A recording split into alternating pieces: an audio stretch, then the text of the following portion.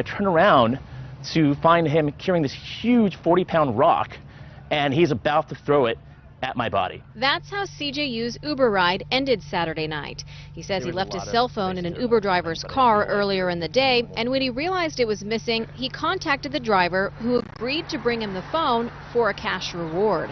They met at Baja Cantina in Marina del Rey. So I was ready to go home already, so I said, hey, you're already here.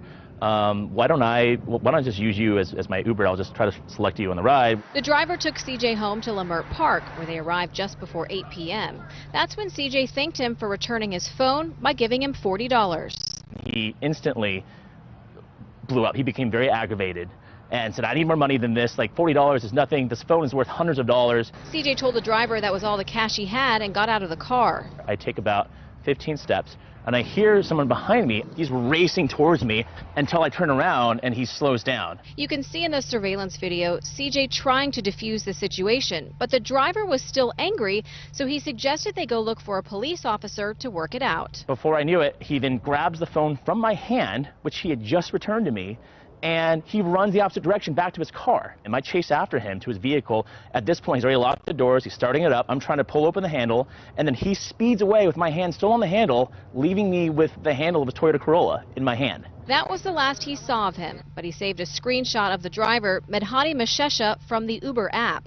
He says he's still in shock someone would threaten him and go this far over a cell phone. Did that just really happen? Did an Uber driver who's registered with Uber, who passed a security test with these systems, did he just rob me of my iPhone?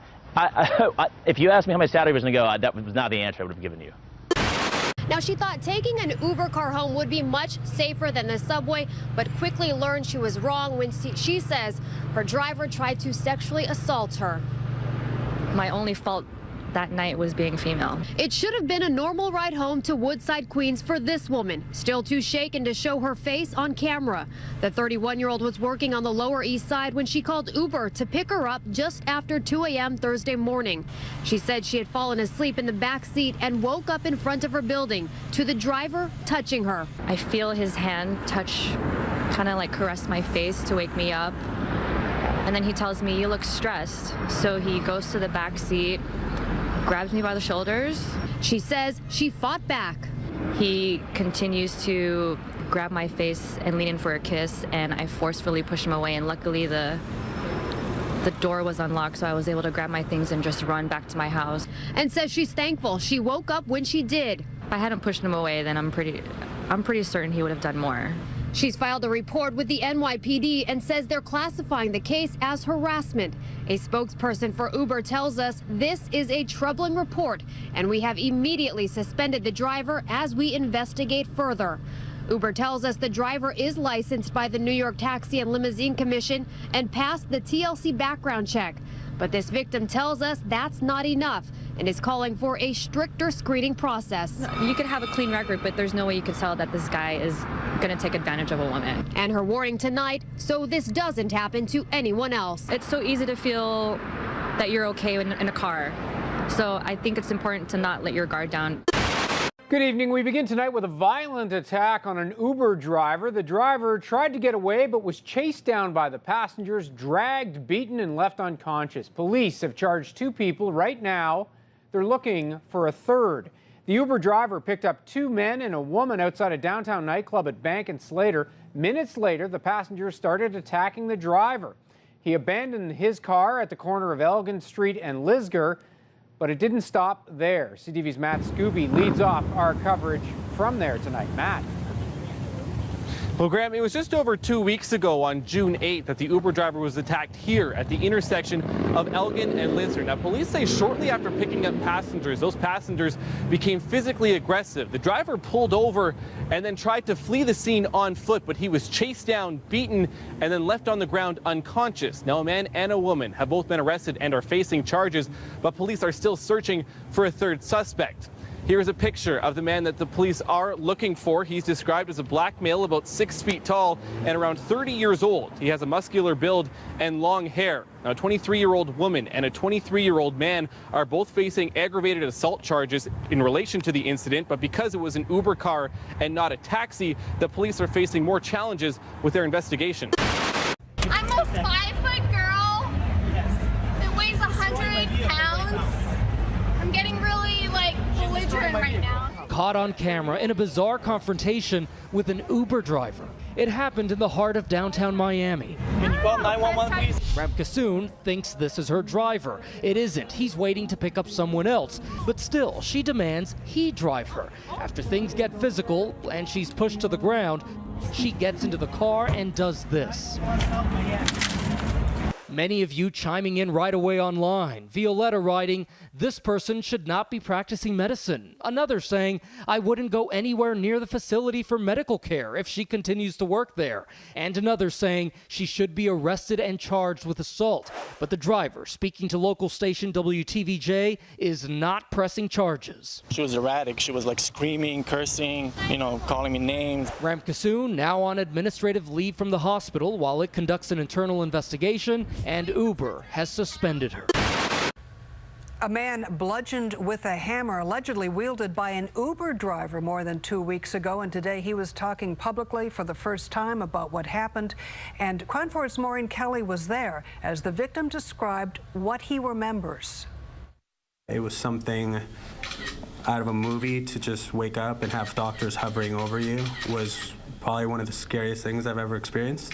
The attack on Roberto Chicas was so severe that he only remembers coming to after the ordeal. Here are pictures of what he looked like then. The other two passengers he was with alleged that the attack happened after the UberX driver they were riding with was questioned about the route he was taking them home after a night out. I mean, using Uber at the end of the night is supposed to be the responsible, safe thing to use when you're out with friends, to take an Uber home to get you home safely.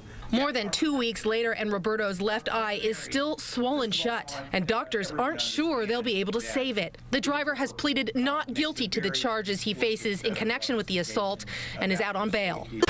Attack on an Uber driver has him reconsidering ever getting behind the wheel again. Police say a passenger smashed his window and beat him up. News Channel 5's Michelle Casada spoke to the Uber driver and is live along Military Trail where his fare took a violent turn. Michelle?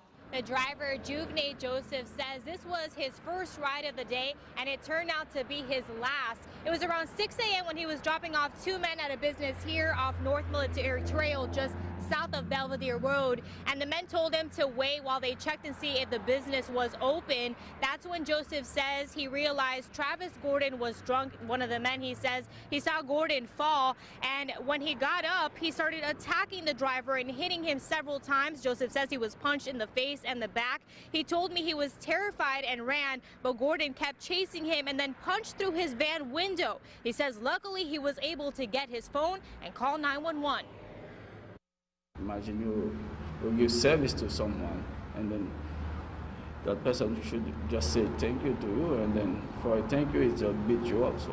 Now, Joseph says in those moments he thought about his family. He has a 22-day-old baby at home. This is the only job he has right now, but he doesn't think he'll be driving for Uber again. Foreman last night attacked a taxi driver working for ride-hailing company Uber and torched his car in the latest incident of growing harassment against Uber drivers operating in Nairobi. Japheth Kome, Nairobi's police commander, said the men attacked the Uber driver late on Sunday and poured petrol on his vehicle before torching it. He said the driver was bitten but escaped without major injuries. Uber said it has offered its full support to the driver and is in contact with the authorities. Uber began operating in Kenya in early last year, making inroads into the Nairobi market by offering lower prices and cutting out haggling that often infuriates customers. Taxi drivers in Mexico came out to protest against popular taxi service Uber on the 29th of July, accusing the company of stealing their business. The protests came just one day after various Uber vehicles were violently attacked by a group of armed men in Mexico City.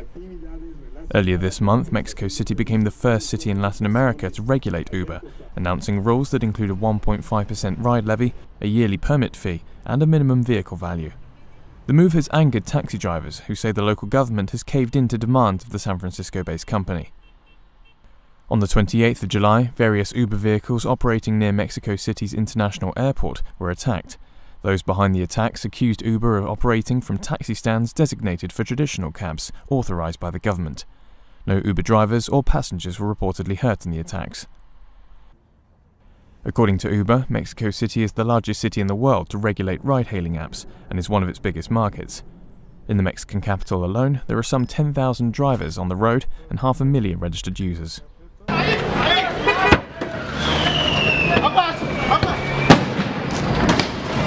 Vecinos y taxistas de la zona del Peñón de los Baños, cerca del Aeropuerto Internacional de la Ciudad de México, destrozaron este martes 5 vehículos que prestan servicios a través de la aplicación Uber. Los agresores dijeron que esos vehículos se estacionan en las calles principales del Peñón y dan servicio en la zona, con lo que se afecta a los taxis autorizados. Siempre está formado este güey ahí en Sinaloa, güey. A ver, déjame ver. ¿Quién es? Sinaloa, ese güey.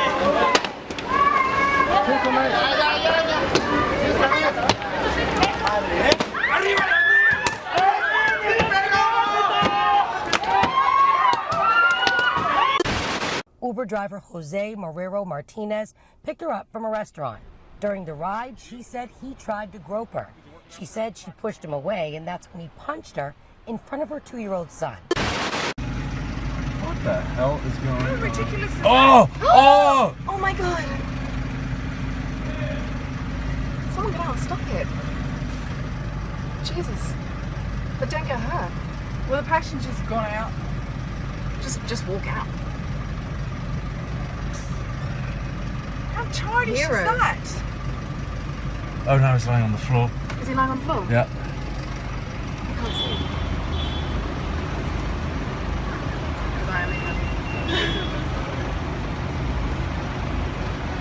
Oh, it's an Uber versus Black Cab.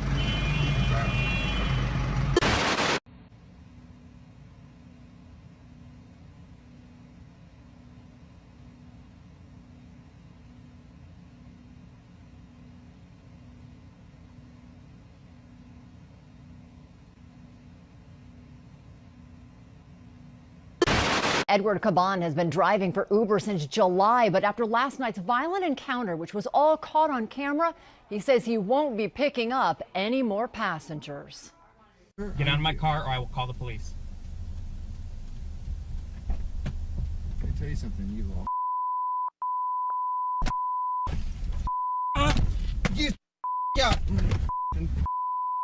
Yeah?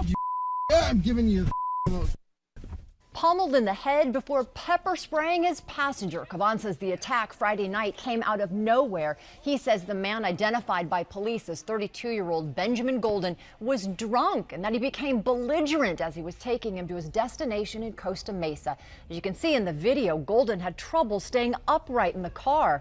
Caban says when the 32-year-old started to become aggressive, he told him he was canceling the ride and pulled into a shopping center to let him out.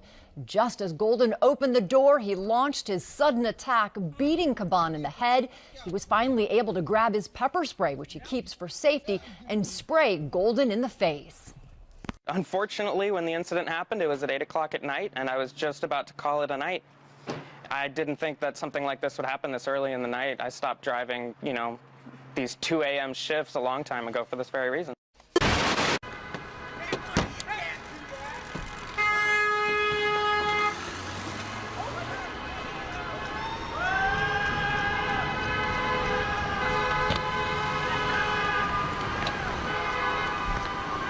Don't you know how dangerous that is? What are you doing? He already on the road danger. He tried to prove it, this guy.